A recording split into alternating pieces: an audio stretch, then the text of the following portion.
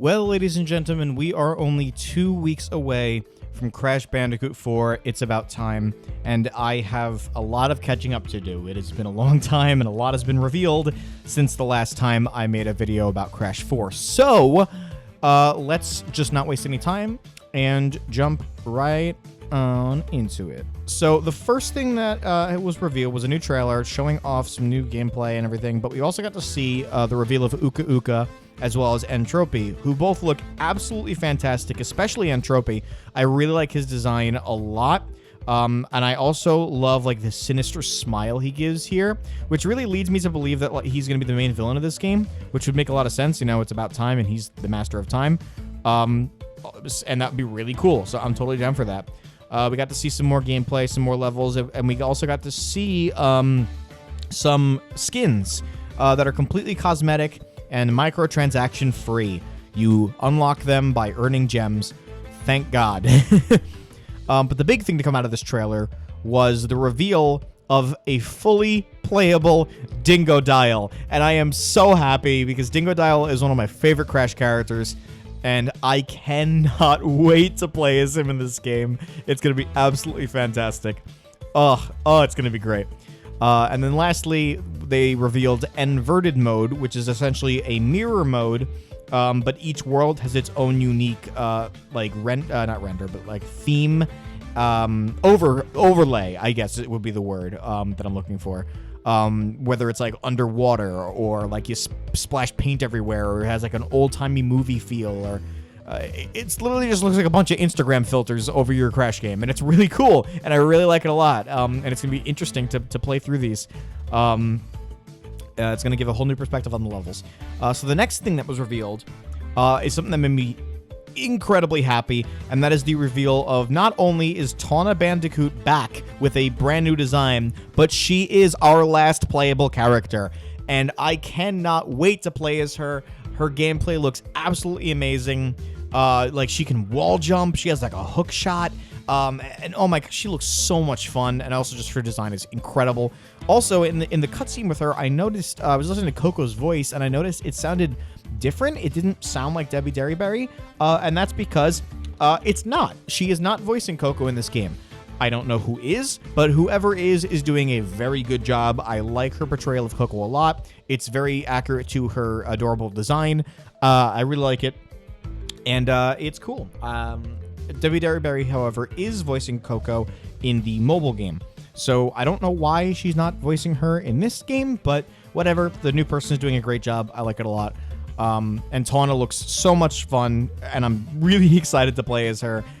Oh man. Oh, it's awesome. It's going to be awesome. Next up, we have the reveal of Akano, the fourth and final mask.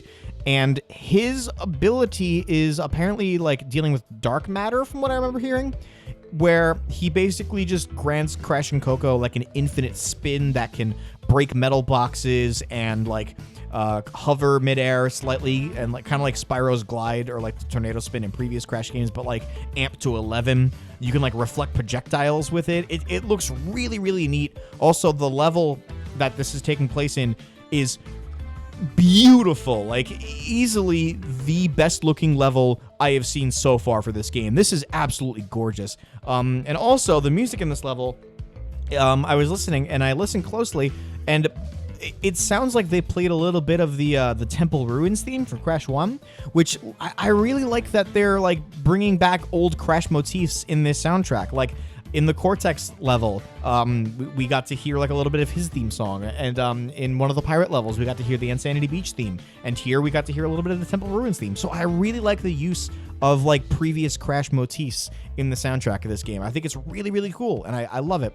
And finally, we got a demo, which we'll be releasing as of recording tomorrow. And but however, you can only access the demo if you pre-order the game digitally, which is a little upsetting to me because I pre-ordered the game physically because I like physical copies too much, so I can't play the demo. But we got to see some new stuff from the demo because it's the final build of the game now. So we got to see a new cutscene, which was shown off briefly in the trailer, where Cortex is like, "Oh, you banished me to the past, but it gave me more time to plan your doom." And then Lanny Lowly's like, "Really? You only beat him 3 times? It seemed like more." It's the full version of that cutscene. And then we got to see the gameplay, which definitely looks improved from the previous demo, or the press release demo, where it looks like they fixed the slide jump, because I know a lot of people were complaining that the slide jump didn't carry momentum, and it definitely looks like they fixed that. So that's gonna make a lot of people happy. And they also changed the Wumpa counter. The Wumpa counter does no longer show the total Wumpas, because you don't have to collect every single Wumpa to get the gem anymore. Now, there are 3 gems you collect by getting Wumpas, and a certain number of Wumpas gives you that gem, but you don't have to get them all, just a bunch of them, which is a lot easier, I think, and honestly, I prefer it this way, so I'm glad they made that change. So we got to see that for Snow Way Out. We got to see Dino Dash, we also got to see an extended version of, not extended version, but a newer version of the cutscene where the dinosaur is almost crushed by rocks. And if you listen closely, you can hear a voice, and it sounds like Dingodile. So it looks like Dingodile may have unintentionally saved Crash in his pursuit to go home. And finally, we have the Cortex timeline of Snow Way Out, which has been renamed to Ship Happens, and that is quite possibly my favorite level name for a Crash level ever. I really like that pun a lot. And everything looks fantastic. It looks so beautiful, so colorful. Everything about this game so far has been absolutely amazing, and I cannot wait to get my hands on it in 2 weeks. I'm super excited. I hope you're all as excited as I am to play Crash Bandicoot 4. I cannot wait to see what other surprises they have in store, what other characters they could bring back as bosses. I really like to see characters like Tiny and Ripperoo again, and I'm really, really excited to see what this game has to offer in full. So, oh man, I'm hyped. So thank you guys so much for watching. Let me know how you feel about Crash 4 in the comments below. Make sure to subscribe and hit that bell if you want to see more from me. Leave a like if you like the video and all that jazz. Thank you guys so much, and I will see you next time. Bye.